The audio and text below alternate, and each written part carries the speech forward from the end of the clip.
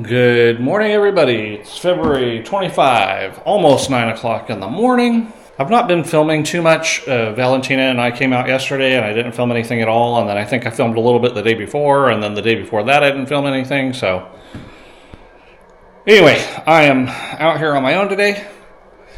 This is where we're at with a wood floor. It's looking pretty good. I've come up with a pretty good system. Making things work. And then you guys know we have the cabinets here. And we've been messing around with colors. So the idea was to whitewash these cabinets. And it don't look too bad. She put a final coat on this one yesterday. That one still needs another coat. We wanted to see the difference. So whitewashing and how many coats it's going to take. If we end up not liking that, we end up finding this color for the doors, and we like this color. So Valentina has been back. She was back here doing other doors as well. It's like a kind of a greenish. It's got a bit of a green to it, so we just keep changing things. It's just a mess in here. It's full up. I don't have a lot of room to work, so what I'm trying to do is get wood down here and around, and then I can undo the cabinets and put them on the wood floor at least, and then that will give me all this room to work with again. That's the plan. And I'll film some stuff today so you can see how I'm doing it, what I'm doing. May be helpful to you guys in the future if you want to do something like this. It's not a common thing, I don't think. I mean, it's not uncommon, but most people aren't going to use pine common board because it's warped. It's warped this way, it's warped this way, it's cracked, it's soft. It's generally not someone's first choice. Alright, so let's get to work. One thing I'm being forced to do right now, and it's kind of hard because you need everything that's in here almost, but what I'm doing is moving stuff back to the bedroom area so I can start creating room to keep laying floor. And then I'm taking some stuff out the front door and throwing it out there. Stuff that can go elsewhere and I don't have to have it in here. But we're getting to this point. Unfortunately, the floor is going to cause some problems. It's going to cause the problems that we're not going to want anybody coming in here. I bought this paper here, heavy duty floor protector, and so when the electricians come in, they still got to come back and do some stuff. When the plumber comes in, he's got to do some stuff. We can at least lay that down so they're not stepping all over the floor, because as you guys know, the track mud and this red dirt clay in from outside anywhere you go. So trying to come up with a solution for that. So the first 4 rows already over there, we've sanded and put 1 coat of sealant. So what we're doing is putting 1 coat of sealant for now, and then sanding, and then putting 1 coat of sealant, and then after that we're going to put another coat. I don't know when that's going to happen, because maybe we'll wait until everything's moved in, and that way if there's a couple of spots that got dirty that we have to sand, we can sand and seal again.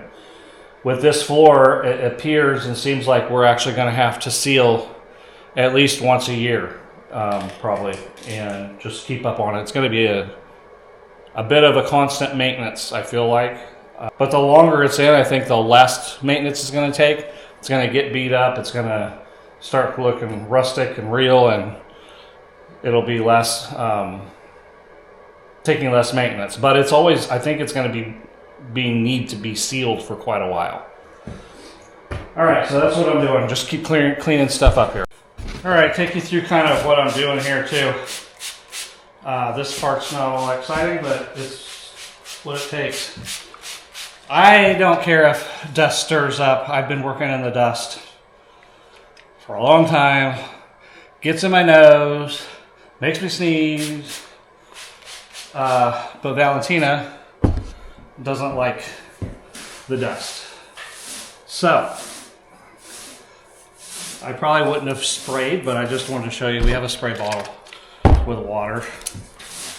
And when you spray it on the ground, it helps some with the dust.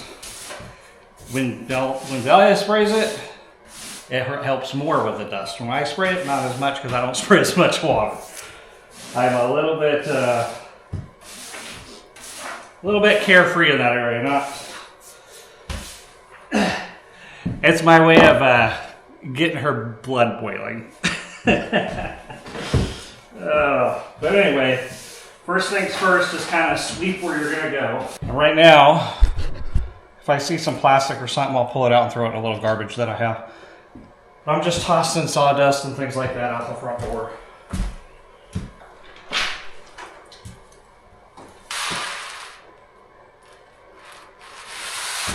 What I do is I take the shop vac. We don't have an attachment. All we have is the hose, so I just do my best.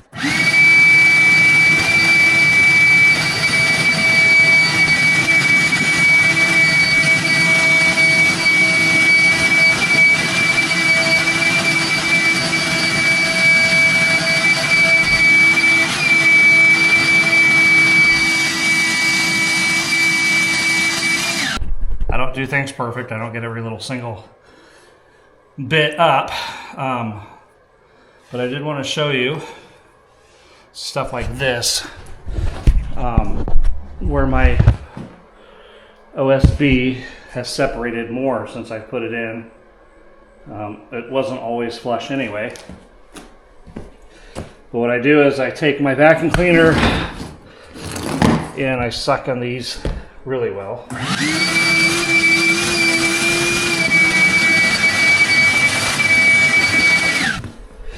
Then what I'm doing is I'm taking liquid nails or something that's similar to it. It's liquid nails. It's interior construction adhesive. I just cracked this one open. Gonna take a minute to get stuff going here. You'll see some existing glue here because I glued down that yesterday. So what I'm doing is filling these cracks just so, you know, a couple different reasons. I want it to be secure. I don't know, like more waterproof a little bit. It's not going to be that much, but it also will help bond the two pieces of OSB together. And I feel like it just solidifies it just that much more. You know, the OSB's nailed to the joist, and then this is getting glued. And I'm not going to do a fine strip like this too much, probably.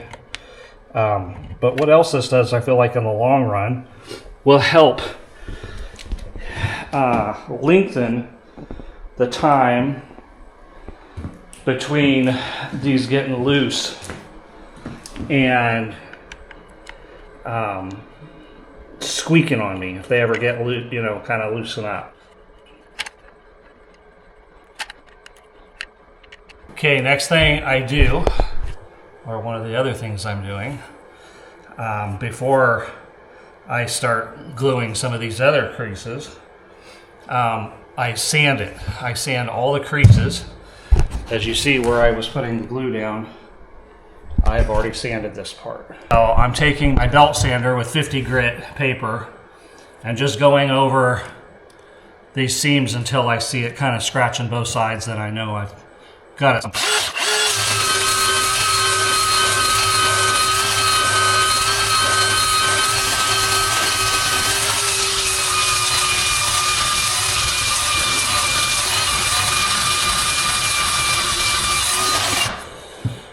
Alright, so that's what I wanted to show you, see how it starts to get on both sides. When you first start, the highest side's the only thing getting it, and then once you kind of get it more flat, then it hits both sides. I've been using this belt sander now for a little bit. I've had it for, I don't know, a week or two. And there's certain things I have learned I can't use it on, and certain things I'm finding out what it's good for. So I'll probably make a short video or something about it, kind of reviewing it or telling my experience with it and explaining it a little bit. But while I was here, I thought it'd be a good idea in case you guys are thinking about buying the DeWalt belt sander that's battery operated, I'm finding that you got to have at least a 4 amp. I didn't read the box, I didn't read the directions, I didn't know what the suggestion is for amperage on batteries. I'm just going by my experience. The highest amp I have is a 6 amp. So 4, 5, and 6, I have all those, and it goes through the battery pretty fast. So I'm finding 6 is obviously the best for me, but I only have one 6, so when it goes out and if I still need it, I go down to my 4 or 5. But when you're running it on solid and you're not stopping for very long, it peels through it pretty fast. I haven't timed it. I think if you just left it going, maybe it'd go, I really shouldn't guess, but I know I've had a 4 amp one and I feel like I was sanding the door and I would go through the battery in less than doing one side of the door. So there you go, that's my best thing. I'm gonna be honest with you guys. I'm learning this all as I go. We're gonna do a bigger house after this if everything goes according to plan. Don't go with the minimum on the OSB unless you're gonna get your house up really fast, unless it's gonna be dried in really fast. This is like 5/8 or 1930 seconds, whatever it is, and if I had to go back and do it over again, I'd put at least a ½ inch. At least a 3/4 inch. So as I get down low on the ground like this, I see the dipping a little bit, and the creases, how high they are. The joists underneath are 16 on center, so thank goodness they're 16. If they'd been farther apart, we would have had probably some major dipping, but this is the south. We have humidity, up and down, up and down. We got rain year round. This thing got a lot of rain. We've been trekking mud in and out. It's always got something going on. No roof for a long time. So it took a beating. It's impressive that it's still as good as it is. But if I had to do it all over again, or if I had the time, there must be some kind of something that's self-leveling that you could probably coat the floor with that would fill in, self-level, make you a flat surface.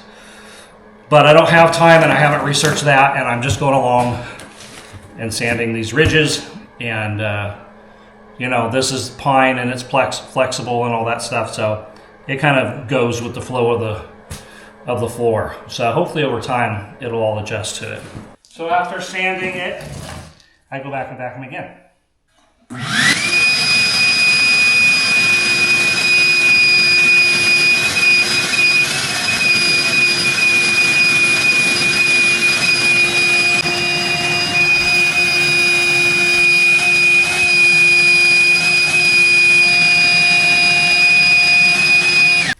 Aquabar B is what I'm using as the vapor barrier. I don't remember the exact width, but I think it's around 36 inches. So, and they overlap a little bit so I can tape them together. But that's about how far I go out when I'm doing my sanding and my vacuuming. I'll go out, obviously a little bit further, but why do over there? Because as we are working and stuff, it's just gonna fill in with dirt more. So, I just do kind of this next section that I'm going to be covering. Again, like I say, I don't do all of it. Some of it's pretty close together and I don't feel like it needs it. Maybe 1/8 of an inch or something like that or more.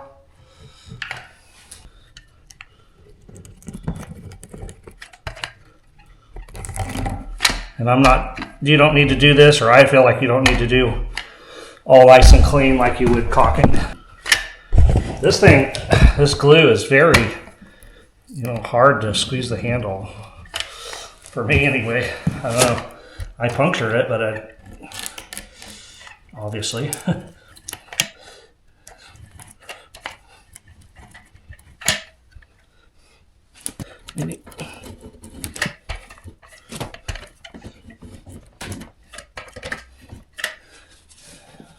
Alright, I think the rest of it's okay. Alright, the next thing I'm going to do is, like I already told you guys, the first 4 rows have been completely sanded and had one covering of sealant. So now I have 1, 2, 3, 4, 5 rows at this end, obviously not all the way down, but I want to go ahead. Valentina's going to be coming today, and I want to after she's done with work. And I want this stuff, as much of it sealed as possible, so it's completely dried by the time she gets here and we can move around a little bit more. On top of that, I want to give myself as much time of it drying and sealed because I need a place to move all this, cabinets and wood and everything.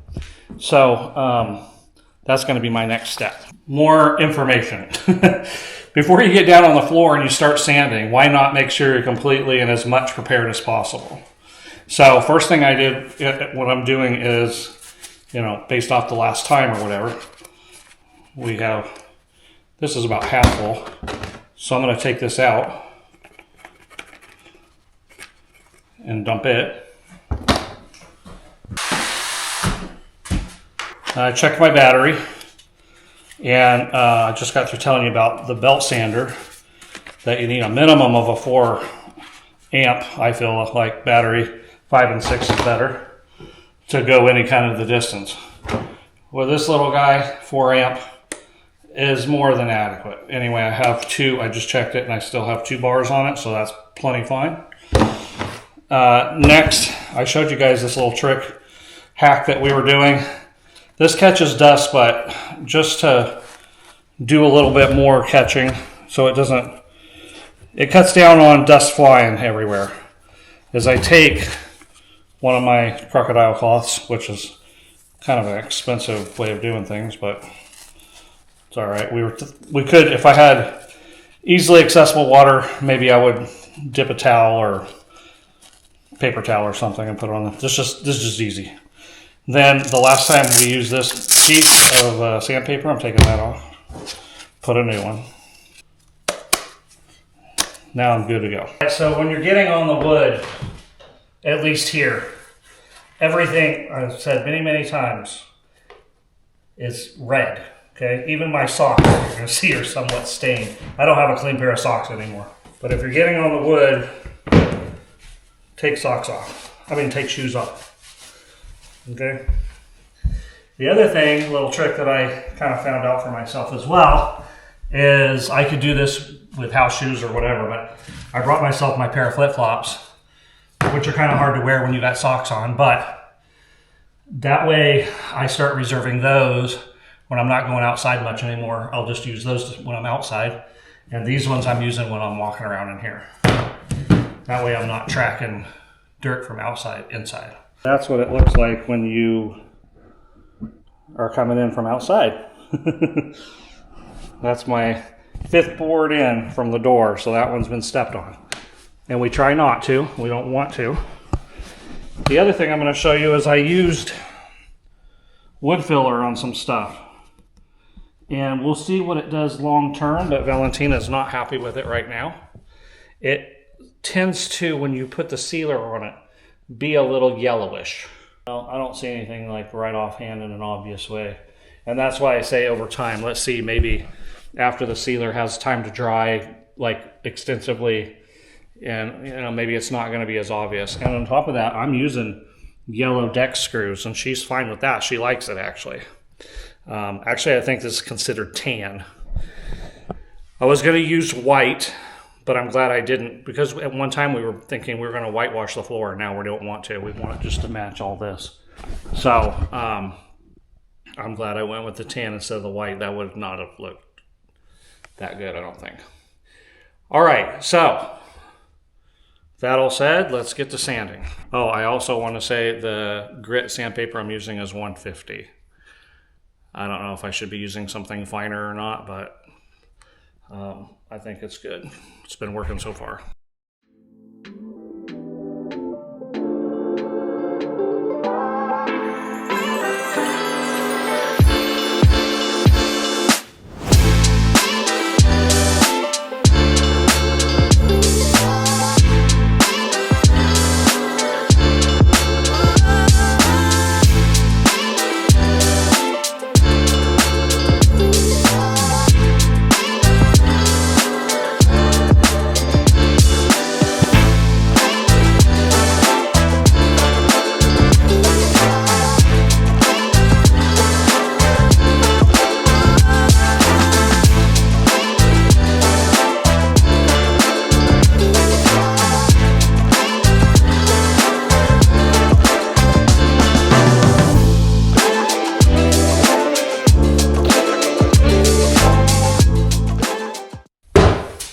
suggest having a broom specifically for this that's not dirty.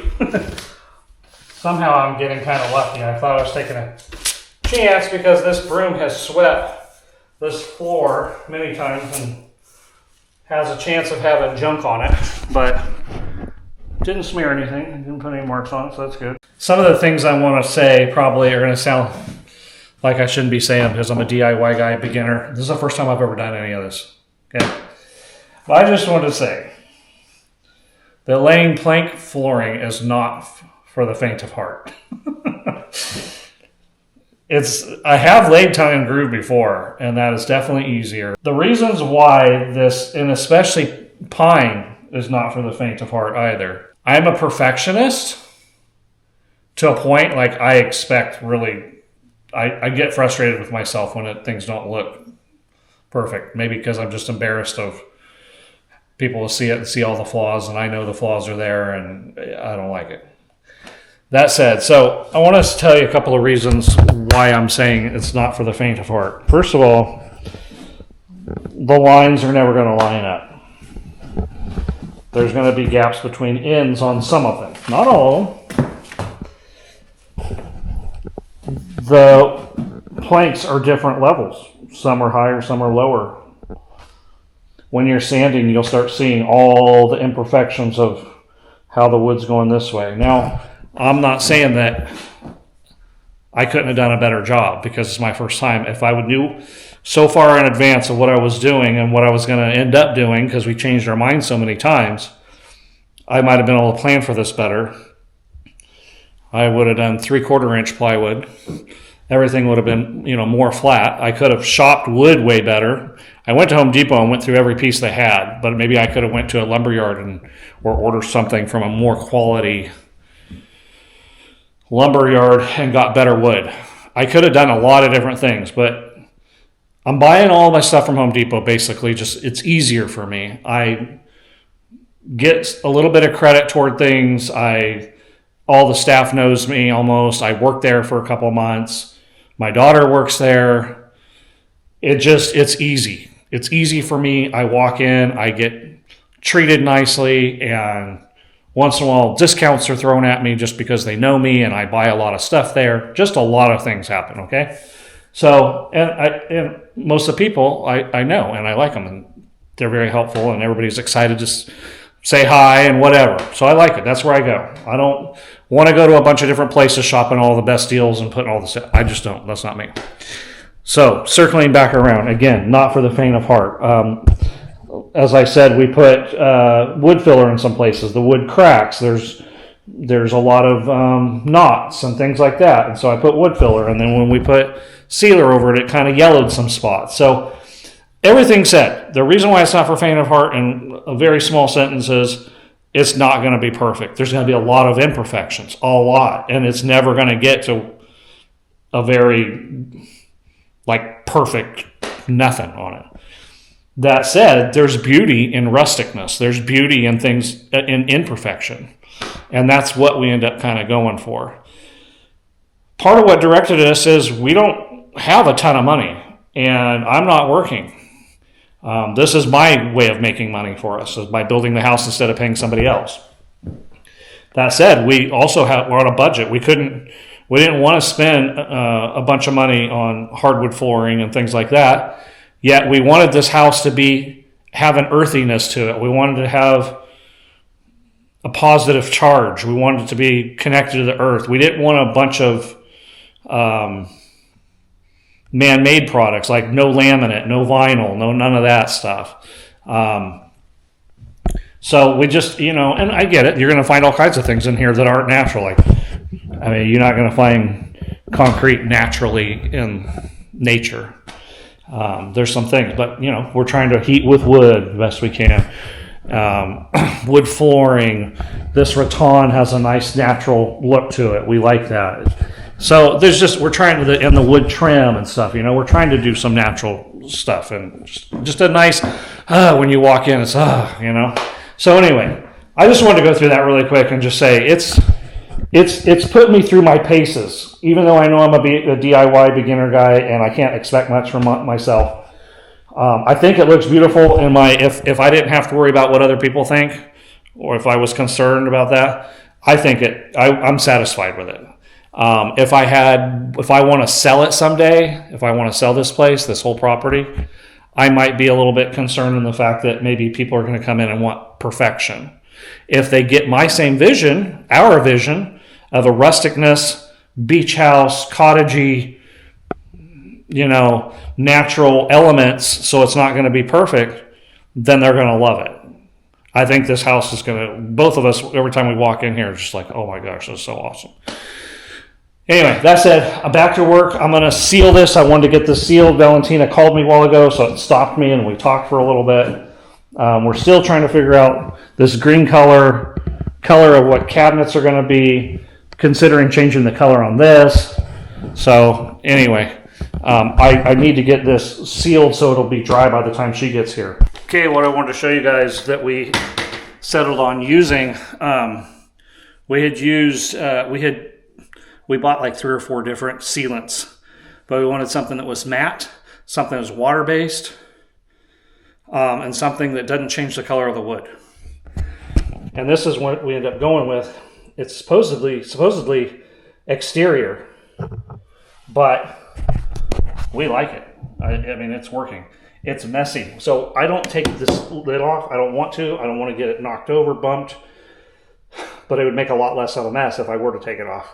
I only take this off. So I pick up the bucket, shake it around, and then I take that lid off and I just pour it straight in.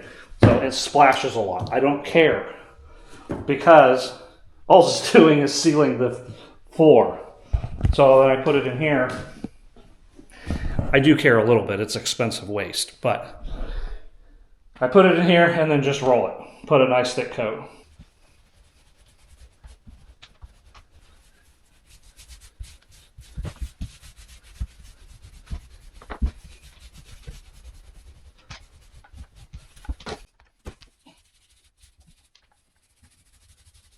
Something we were pleasantly surprised with is that we didn't want this to change the color, right? We wanted it to stay like natural. However, I don't know if you're gonna be able to see this on camera. This is the dry spot right now. After this wet, this is pretty wet right here, so light's reflecting off it and it's really soaking wet. So, but anyway, I don't know if this will show on camera or not, but what we liked about it is it actually seemed to bring the wood to more life. It didn't change the color, but it brought vibrancy to the color. I don't know if you'll be able to see the difference in this and this, but you'll be able to tell in a little bit how this is really changes the life of it.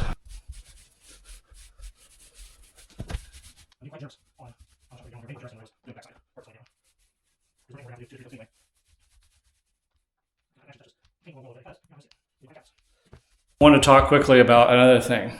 We used a different sealer for about half of this wood. We used a water-based. On the other half, and it's the same brand of what we're using on the top, but it was just a waterproofer, not a sealer. The other half of the wood, before Valentina stopped me, and I would have used all the can because I wanted to just use it up, is an oil-based Thompson sealer. Valentina, when she bought it, didn't know it was oil-based. She told the people, she went to Ace. Our daughter and her friend work there. And and it's closer to her house a little bit. So she went over there, which is by the paint store anyway. So she was doing both, okay?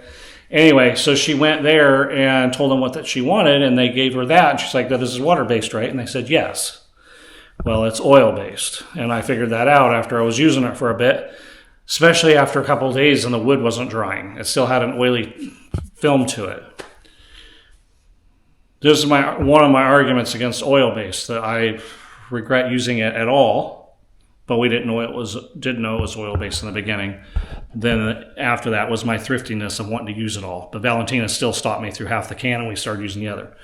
When you're picking it up, when it's done, it's been drying for 5 days now, so it's not going to get any less. Maybe it's going to take weeks before it completely goes into the wood or whatever.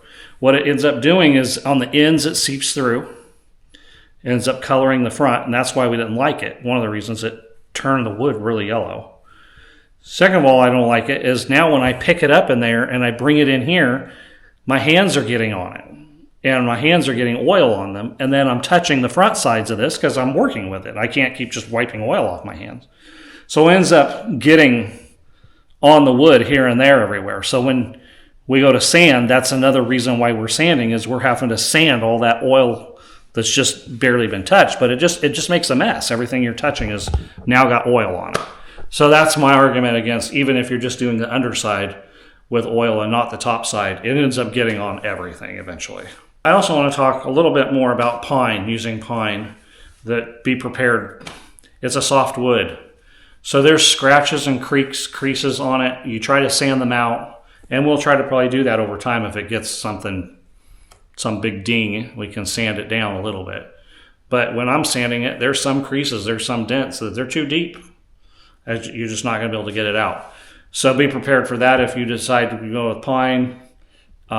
It's definitely going to get some character to it over time. That's just got to be your vision and you're ready for it. All right, the next thing I'm doing is putting some Aquabar underlayment for my next set of laying down wood. Basically, I just overlap maybe. I try to do as little as possible because why waste overlapping? And I don't remember the name of this tape, but this tape is supposed to be for tying them together. It probably doesn't even need to be done once you get a piece of wood on that first spot, but this just makes it easier, I think.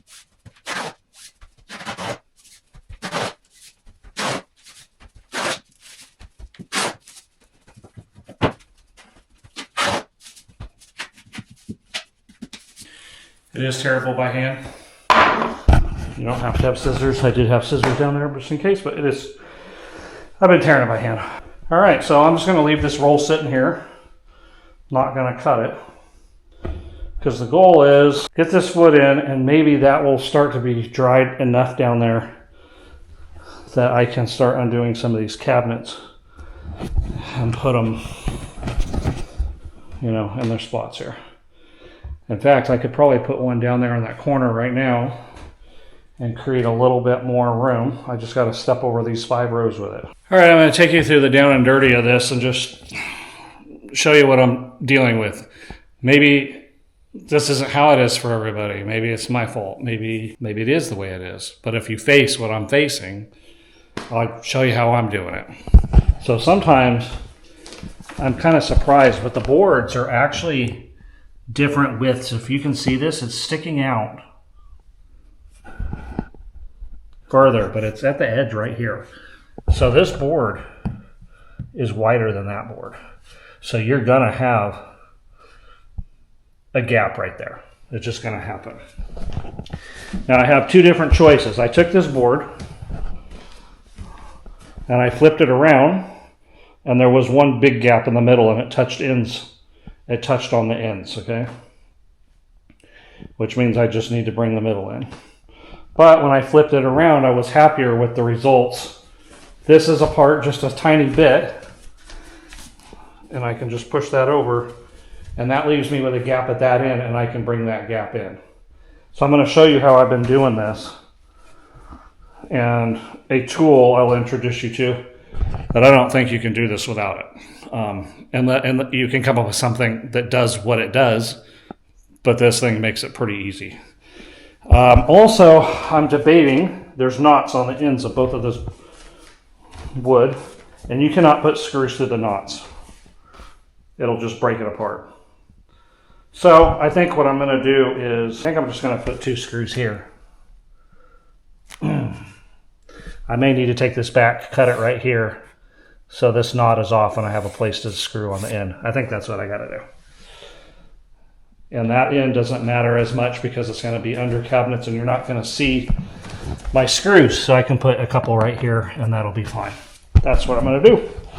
It's a hard call because you're trying to use as much of the wood as you can.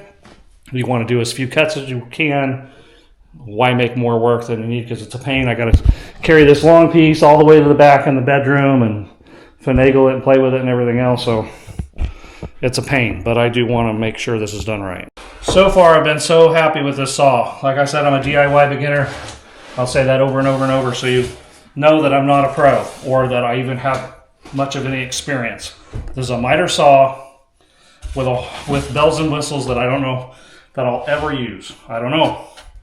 I'm not a skilled carpenter. I don't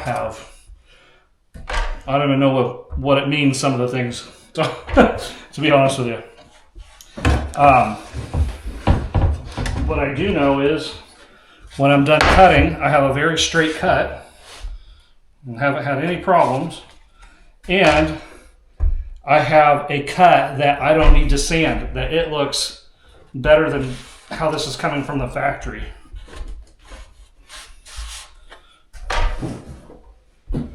Okay, I think that's going to leave me... My wood is hitting the window on the other end. That's why I'm going to bring this way a little bit more. I'm trying to create enough space between these knots. I don't know if you can see that or not. Or not. The grains are coming here, but I want to cut right here so that I have plenty of room to put the screws in. If I cut it right here and I put the screws right along here, it's going to split the end. So I want to give myself as much room to work with on the end.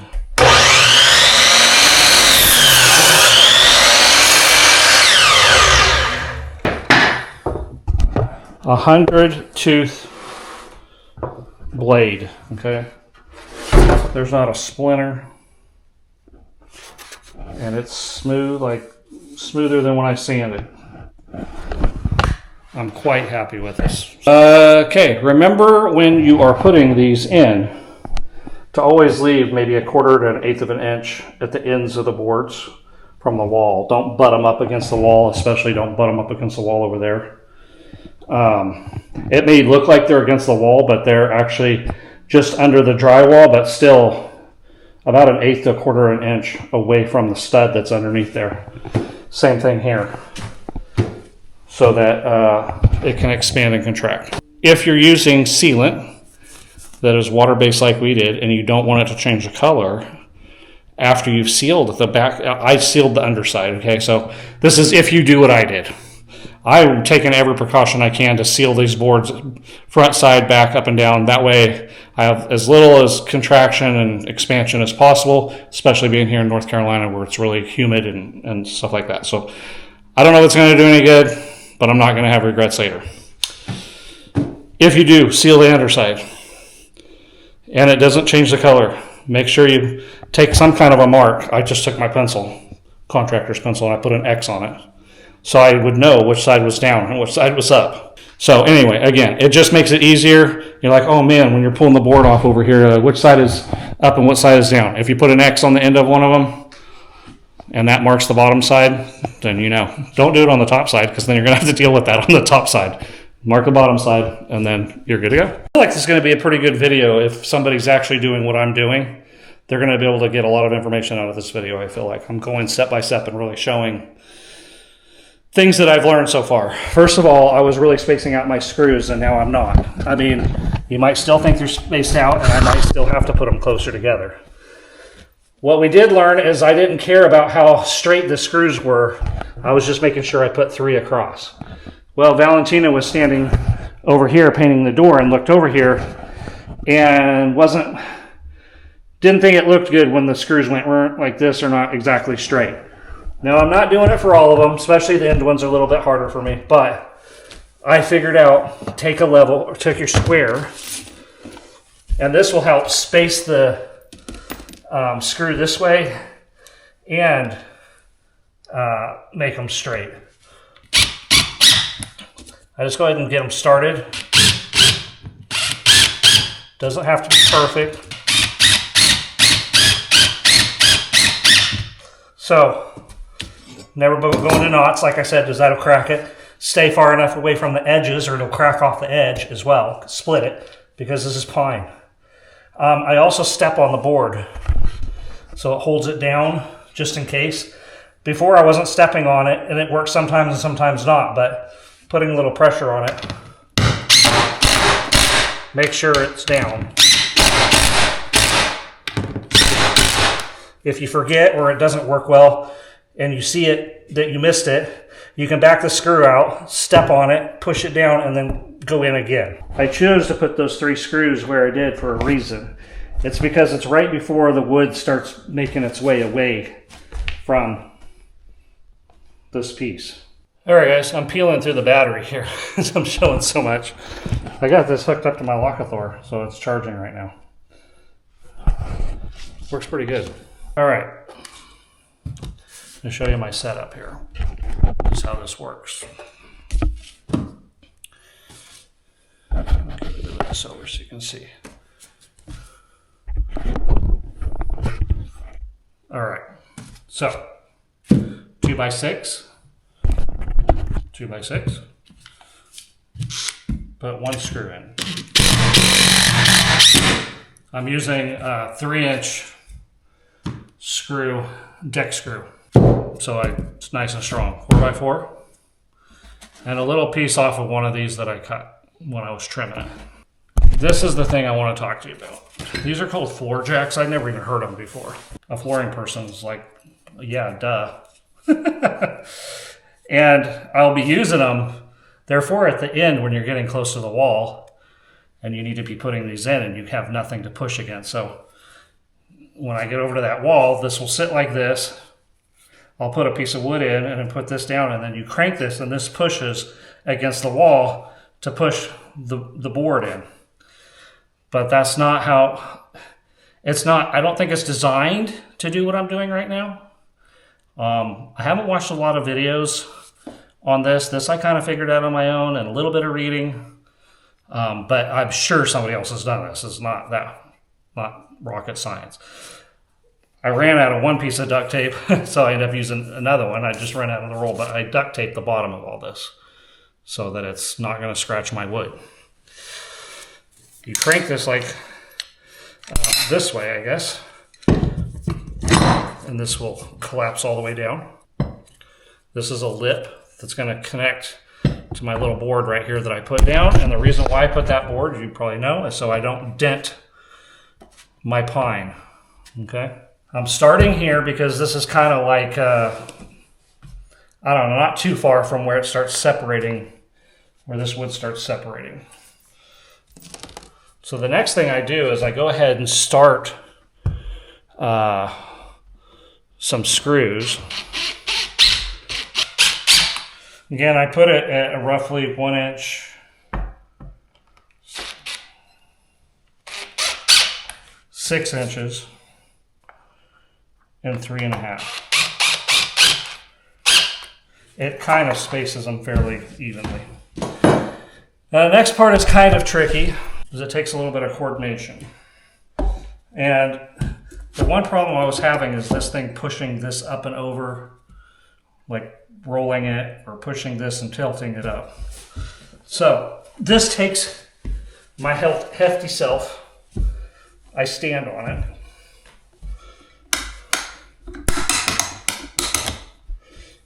And I crank it right in. Now, because these pieces were not the same width, it's not going to do great right there.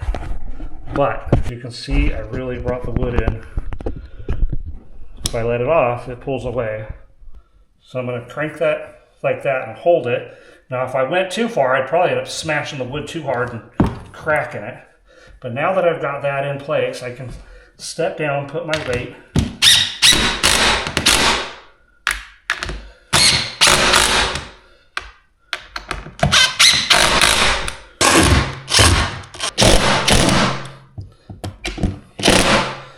All right, so that's how that goes. I think I would not be able to do this without this jack. You can't just manually push it. Might be able to move this over and try to push this a little bit more that way and see if I can close that gap a tiny bit.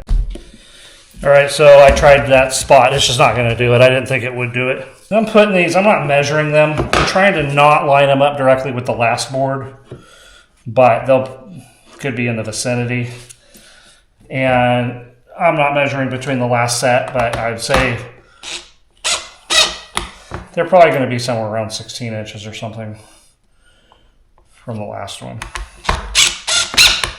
And sometimes I'm having to put them in closer just because the boards are like this, and I'll step on it and I'll hear a creak. That's another thing, is after they're in, I'll kind of walk around on them, and if I feel give or something a little creaky, I don't know if you can hear that, then I'll go ahead and put more screws in the area. And we know we're going to probably have to do that over time.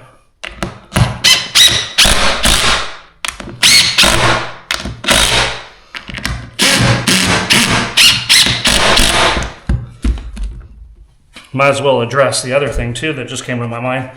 I was going to use one of my nail guns that I bought specifically for something like this. I mean, it's a finished nailer, so it would have been great.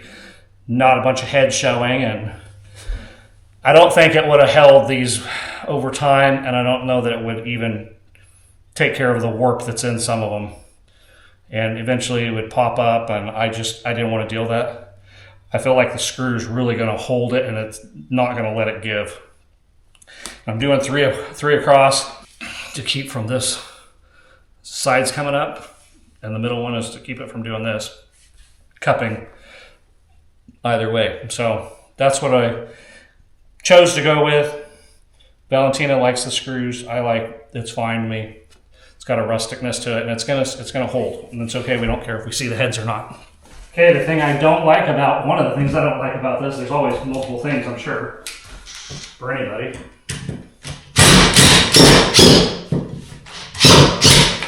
Is it's such a slow process. It's like one piece of board. If this was tongue and groove, you'd just be like bang, bang, bang, bang, bang, bang, bang, bang, bang. For the most part, you'd be going really fast. It's definitely a lot faster to lay tongue and groove. If you're laying on a concrete slab, it's fast, all that, something that's really smooth. But none of that. So this is what it is. So I'm looking to start separating. I put my screws right before it starts separating. So from there to here, it's slowly separating. I think I'm going to go ahead and put it all the way down here toward the end. If I was further down there before it starts separating, I'd choose my spot differently.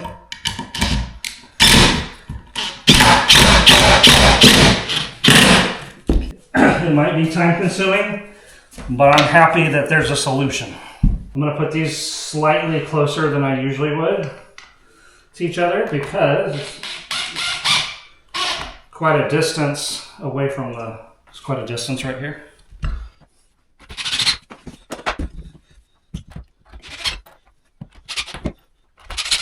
It is very helpful to just get this all set up before you are ready to do it. It's a pain to be trying to hold everything together and then trying to start these at the same time. I did read somewhere that you avoid cracking. You have a better chance of avoiding cracking if you pre-drill all these first. That ain't happening with me. I will probably face the frustration. I have cracked a couple of ends already, but they happen to be the first ends that I started on. And so I was able to just unscrew it, pick it up, and go cut it off. If this were to crack right now, I wouldn't be happy. And there's no solution for me to do except for to take it all back off to cut it. So let's hope that doesn't happen.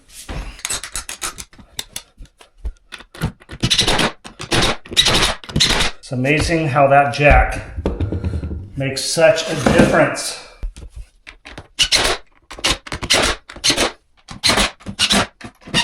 I'm making sure my screws go in a smidgen under the top because when I sand, I don't want to sand them. Other than that, I don't care. I don't want them to go down so far that they crack the wood. Anyway, there you go. It's all brought together. It's flush. It's great. I'm really liking it. I'll try to at least put a link or a photo or something in this video of the jack that I bought. It just seems to be, I bought it because it was a better deal and I thought I'd need two jacks. I thought my pieces would be that I'd be jacking in two places, but it's really not necessary. But anyway, I'll show you the jack. And there's several of them that all look the same, so it probably doesn't matter who you get it from. So I ended up getting 2, and I think it was $47 and something, and free shipping, whatever. So if this one ever goes out on me, then I have the other one. But I don't really need to use both of them. And if I'd known that, I probably would have only got one. But redundancy is good, and that way, if it does break, then I have the other one. Anyway, they're fantastic. I don't even know if they have them at Home Depot or not. I've not looked. I just found them on Amazon. Pretty good price. You can find them for $30-something average, probably for one. All right, so I've showed you just about every step of what I've been doing, from cleaning to gluing to sweeping to vacuuming to laying Aquabar to putting how I put my screws down, how I keep them lined up, using the jack, showing you this wood. I'll show you really quick. When I very first started, I was using that oil base. So this is all the oil base back ones. So I basically try to do I'll do one of those long ones, then the next size down, and then I'll go in there and get the next size down, and the next size down. And I try to jig jog them around, but I'm trying to use the bigger pieces. It's less cutting. As little as I have to do, the better. Smaller pieces are easier to use. Less bow, less whatever. So you could be saving time that way. It's just I went to Home Depot and I went through every size they had and pulled every piece that was decent out of there. And if I'd only chose to do the short ones, I would have to have gone to Lowe's or go somewhere else or keep going back to Home Depot when they got resupplied. And I didn't want to do that. So I went through every size they had. These are 1x8s, by the way. So they end up being like 7 1/4. All right, so I will give you guys a break from me, and I'm gonna keep on continuing on and hopefully get out somewhere around here. I'm really chalking this video up with some information.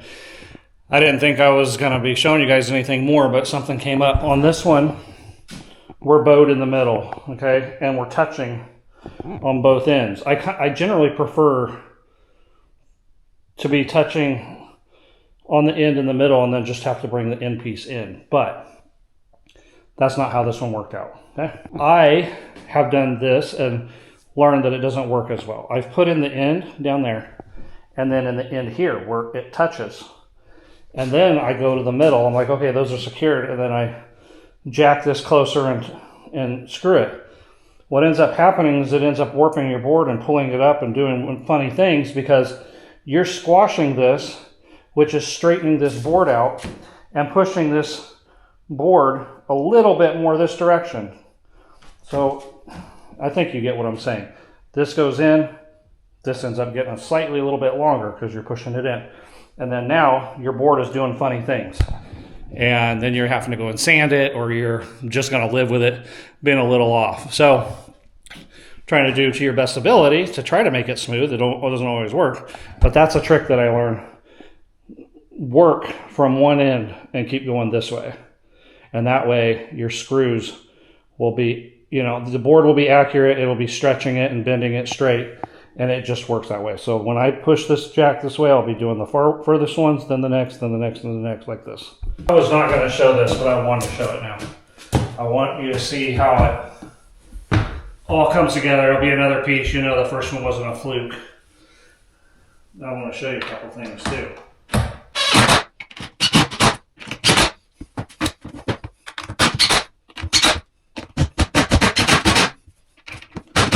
This is what I want to show you. So what's happened now is this piece has come closer together than it was. And all the way it already was touching there, but this is a little closer. But what it did was it bowed this. I don't know if you're able to see this, but it bowed this up some. And that's what I was trying to explain. So what I have to do now is I'm not going to drill these in. I'm going to move my contraption down here and do another time here, and then that should be, I'll do another right here, and then that should cure it. So you're going to see this again. And this time it's going to be very essential that I step down on here to start bringing it.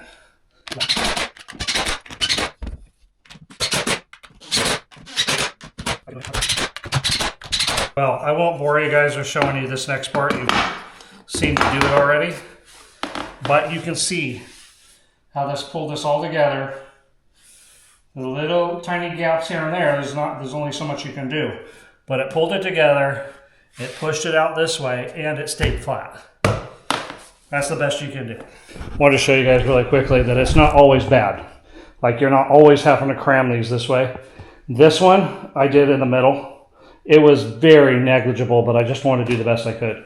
This one, the next one coming up, I'm not going to smash it in at all. It's maybe right here is a little bit away, but it's not bad. So anyway, it lines up. Some of them line up pretty good, and you don't have to go through that process. All right, guys, I don't know if you remember me talking about how the sealer kind of brings the wood to life but doesn't change the color. I got to take that back. I think it does change the color ever so slightly, but it's the bringing it to life that does change the color. And it's not, I don't know how should I say this, but you can see the difference. It does change it slightly, surprisingly. We really wanted it to stay this color, but once you put this color, you don't see the difference really. Like, it looks the same as that, and that's not been sealed yet. When you're looking from far back, you don't see that much difference. So once everything is this done, it's gonna be fine.